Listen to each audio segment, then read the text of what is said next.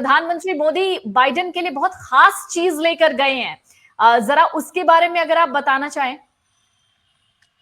देखिए, जाहिर तौर पर दो दोस्त मिलते हैं और लंबे वक्त के बाद मिलते हैं तो एक दूसरे के यहाँ तोहफे दिए ही जाते हैं। और जैसा प्रधानमंत्री मोदी ने आज कहा राष्ट्रपति बाइडेन से, मैं उन्हीं की बात को दोहराते हुए इस बात की शुरुआत करता हूं कि जब दिल के दरवाजे खुल जाते हैं तो घर के दरवाजे भी खुल जाते हैं।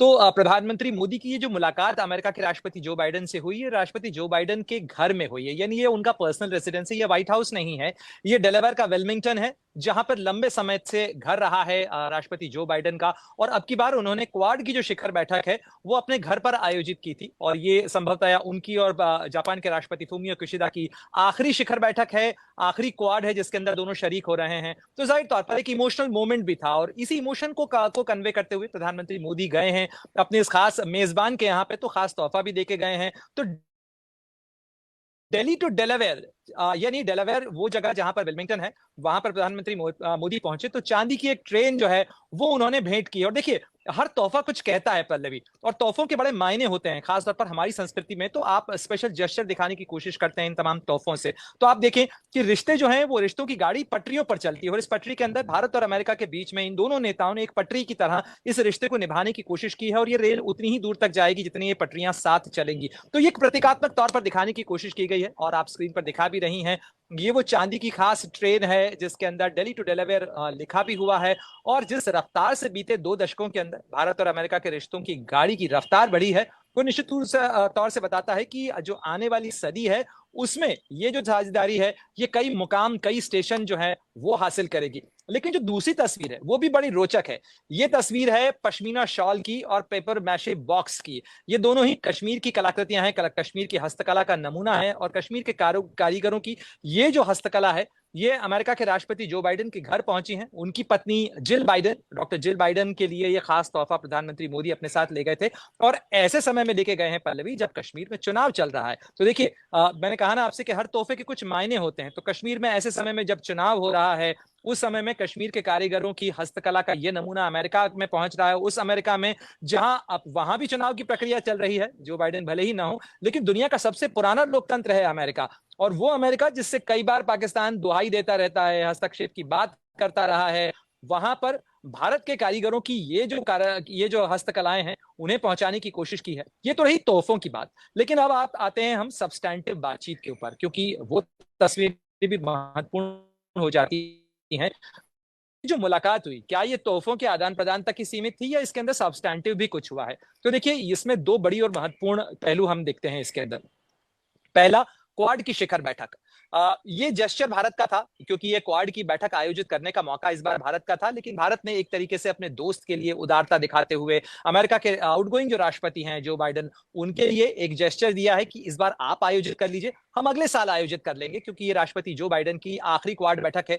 और क्वाड बैठकों को इन पर्सन, यानी नेताओं की आमने सामने की मुलाकात का सिलसिला खुद जो बाइडेन ने शुरू किया था, वो 2 बार इसे आयोजित कर चुके हैं। यानी इस बार जो वो आयोजित कर ही रहे हैं, इसके बाद जो इससे पहले जो 2021 में हुई थी पहली शिखर बैठक, उसे भी राष्ट्रपति जो बाइडेन ने आयोजित किया था, उसके मेजबान थे। और इस क्वाड बैठक के अंदर कई महत्वपूर्ण चीजें हुई हैं। क्वाड बैठक में क्या क्या हुआ उस पर भी हम चर्चा करेंगे, लेकिन जो द्विपक्षीय मुलाकात थी वो भी महत्वपूर्ण हो जाती है। अमेरिका के आउटगोइंग राष्ट्रपति भले ही हों जो बाइडेन, लेकिन उनके साथ जो बातचीत हुई है वो भारत और अमेरिका की साझेदारी को और कैसे मजबूत किया जा सकता है, कारोबार के रिश्ते हैं, रक्षा सहयोग है, सामरिक साझेदारी है, ये तमाम पहलू जो हैं इनके ऊपर कैसे दोस्ती मजबूत की जा सकती है, इस पर द्विपक्षीय बातचीत भी हुई है। और एक जो प्लूरिलैटरल जिन्हें कहा जाता है डिप्लोमेटिक टर्म्स में, यानी जिसके अंदर एक से ज्यादा पक्ष या बहुपक्षीय मुलाकात है, जिसमें अमेरिका, भारत, जापान और ऑस्ट्रेलिया के जो प्रमुख हैं वो मौजूद थे, उसमें भी कई महत्वपूर्ण फैसले हुए हैं, कई महत्वपूर्ण जो बातें हैं वो तय हुई हैं, और आगे उसे कैसे बढ़ाया जाए इस इंडो पैसिफिक क्षेत्र में साझेदारी को, इस पर फैसले हुए हैं। अच्छा प्रणय, चूंकि आपने बहुत अच्छी बात कही, लेकिन इन सब के बीच में एक सबसे बड़ा जो चर्चा का केंद्र बना हुआ है वो ये कि जिस तरीके से, जिस गर्मजोशी से दोनों बड़े नेता मिलते हैं, प्रधानमंत्री मोदी और जो बाइडेन, इससे पहले भी कई तस्वीरें हमने ऐसी देखी, ऐसा लगता है दोनों बहुत पुराने मित्र हों, बहुत खास बचपन के दोस्त हों। इस तरीके की तस्वीरें उन दोनों की निकलकर सामने आती है। जो बाइडेन भी मोदी को देखकर बहुत ज्यादा खुश हो जाते हैं।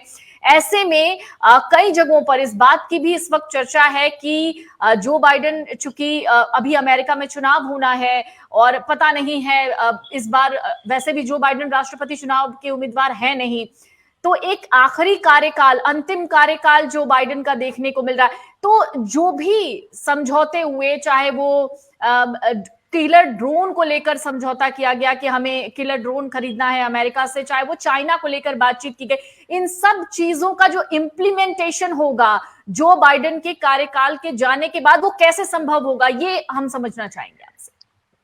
देखिए पल्लवी, ये स्वाभाविक रूप से कई लोगों के मन में ये सवाल होगा, लेकिन जब देशों के रिश्ते तय होते हैं तो नेता केवल नुमाइंदे होते हैं, वो केवल प्रतिनिधि होते हैं।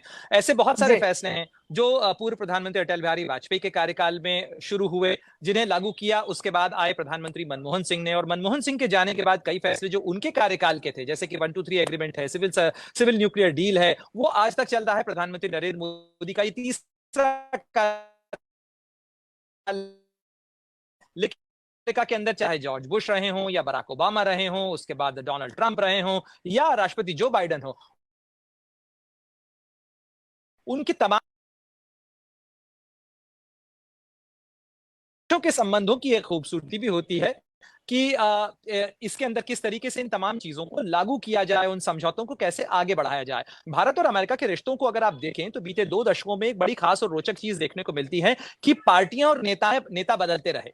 यानी एनडीए की सरकार के बाद यूपीए की सरकार आई हो, यूपीए की सरकार के बाद एनडीए की सरकार आई हो, भारत और अमेरिका की दोस्ती मजबूत हुई है। उसी तरीके से अमेरिका के अंदर रिपब्लिकन पार्टी के बाद डेमोक्रेटिक पार्टी आई, डेमोक्रेटिक पार्टी के बाद रिपब्लिकन के बाद फिर डेमोक्रेटिक पार्टी आई। इन तमाम कार्यकालों के अंदर बीते 2 दशकों में अगर हम देखें तो कई राजनेता आए, कई दल आए और कई निजाम जो है एक तरीके से एडमिनिस्ट्रेशन चेंज हुए, लेकिन उसके बावजूद भारत और अमेरिका के देशों के बीच में इस चीज को लेकर एक सहमति है कि भारत और अमेरिका के बीच में बहुत सारा ग्राउंड ऑफ कॉमनैलिटी है। यानी अब वो वक्त है जब भारत और अमेरिका को मिलकर आगे साथ काम करना चाहिए, बेहतर समझ बढ़ानी चाहिए। भारत और अमेरिका के बीच में कारोबार बहुत बड़ा है, भारतीय लोग जो है बड़ी संख्या में अमेरिका में कामकाज के सिलसिले में जाते हैं, पढ़ाई के सिलसिले में जाते हैं। अगर आप अमेरिका में पढ़ने वाले भारतीय छात्रों का नंबर ही देखें तो वो इतना बड़ा है कि शायद अमेरिका में विदेशी छात्रों की जो संख्या है उसमें सबसे बड़ी जो हिस्सेदारी है वो भारत के छात्रों की है। बड़ी संख्या में भारत के छात्र वहां पढ़ने के लिए जाते हैं, कामकाज के लिए जाते हैं, और भारतीयों ने एक सम्मान हासिल किया है पल्लवी,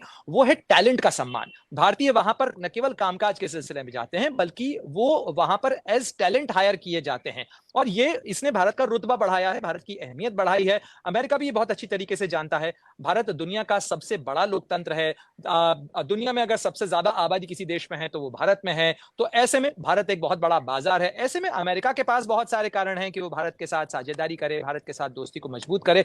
उसी तरीके से भारत के पास भी बहुत सारे कारण हैं कि वो अमेरिका के साथ अपनी साझेदारी और दोस्ती को मजबूत करे, क्योंकि भारत को इस समय जिन चीजों की जरूरत है वो है टेक्नोलॉजी, वो है एनर्जी, इसके अलावा जो स्ट्रेटेजिक पोजीशनिंग है, रणनीतिक जो बिसात है, उसके ऊपर अपनी स्थिति को मजबूत करना है। इसमें अमेरिका भारत का एक महत्वपूर्ण साझेदार हो सकता है, और इसी चीज को लेकर दोनों देशों में, उसके नेताओं के बीच में, उसके एकेडमिशियंस के बीच में, समाज के बीच में भी एक तरीके की समझ जो है वो डेवलप हुई है बीते 2 दशकों के दौरान। और यही वजह है कि भारत और अमेरिका की दोस्ती, चाहे नेता और निजाम बदलते रहे हों, ये दोस्ती मजबूत हुई है। जी पल्लवी। अगर आप ये वीडियो YouTube पर देख रहे हैं तो हमारे चैनल को सब्सक्राइब करें और बेल आइकन को दबाना ना भूलें। अगर आप Facebook पर ये वीडियो देख रहे हैं तो हमारे पेज को लाइक करें।